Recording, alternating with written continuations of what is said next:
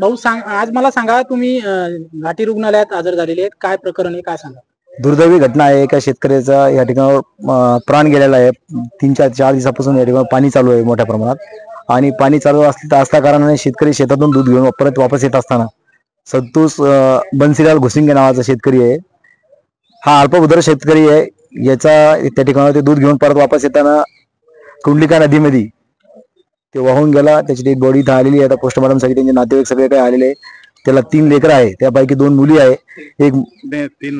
तीन मुली आहे, एक मुलगा आहे आणि एक मुलगी 13वीला आहे. आमचं या राज्य शासनाकडे, मुख्यमंत्र्याकडे, कृषी मंत्र्याकडे आमची अशी मागणी आहे या ठिकाणी वंचित बहुजन आघाडीच्या वतीने की त्याने तातडीने त्यांना 25 लाख रुपये मदत द्यावा शेतकऱ्याला आणि त्यांच्या मुलीला त्या ठिकाणी नोकरीमध्ये समावेश करावा अशी वंचित बहुजन आघाडीची मागणी आहे. आता आम्ही थोड्या वेळाने वंचित बहुजन आघाडीचे सगळे कार्यकर्ते कलेक्टर मॅडमला त्या ठिकाणी डेलिगेशन देणार आहे आणि सांगणार आहे. दुसरी परत एक घटना घडली इथं जालन्यामध्ये की आता माहिती मिळाली. आम्ही बदनापूरच्या तहसीलदाराला विचारलं. देवपिंपळा गावला एक महिला सुद्धा त्या ठिकाणी नदीतून वाहून गेलेली आहे. ते सुद्धा अल्पभूधारक शेतकरी आहे. या जालन्यामध्ये मोठी ढगफुटी झालेली आहे आणि आम्ही नागरिकाला आवाहन करतो की बाबा घराच्या बाहेर थोडा व्यवस्थित बघून निघावा. पाणीचा कवा पण वाप वाढू शकतो, पाणी कवा पण वाढू शकते आणि कधी पण अशी दुर्घटना घडू शकते. शासनाला कळकळून आमची विनंती आहे की अल्पभूधारक शेतकरी आहे, याच्यात कुठलं काही राजकारण नाही, पण तातडीनं तुम्ही यांना मदत करावा. 25 लाख रुपये या शेतकऱ्याला मदत द्यावा. अल्पभूधारक शेतकरी आहे आणि त्यांच्या मुलीला नोकरीमध्ये समावेश करावा अशी आमची मागणी आहे.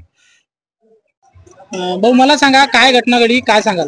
मी पाचनवडगाव माजी सरपंच नारायण सुलतानी दर्शनाला आले असता आमच्या गावातील शेतकरी संतोष बन्सीधर घुसिंगे हा शेतकरी शेतातून दूध घेऊन येत होता.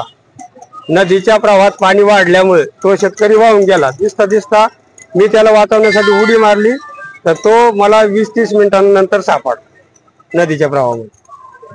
काय नाव आहे त्या शेतकऱ्याचं? संतोष बन्सीधर घुसिंगे, बन्सीलाल घुसिंगे. त्यानंतर त्यांना कुठं आणलं होतं तुम्ही? मग आम्ही गाडी करून सिव्हिल हॉस्पिटल जालना येथे आणलं.